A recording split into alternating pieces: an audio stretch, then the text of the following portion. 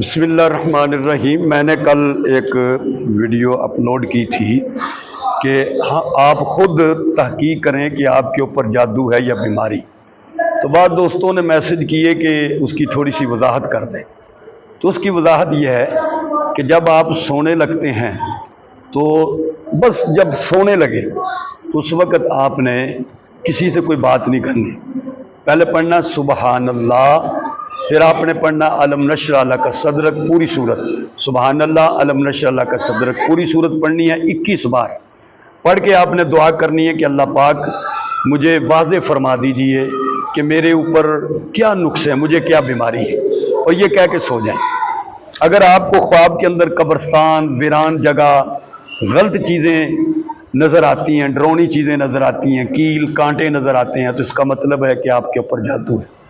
और अगर आपको पानी नज़र आता है, बारिश नज़र आती है, फूल नज़र आते हैं, अच्छी चीज़ें नज़र आती हैं, तो इसका मतलब है कि आपको बीमारी है।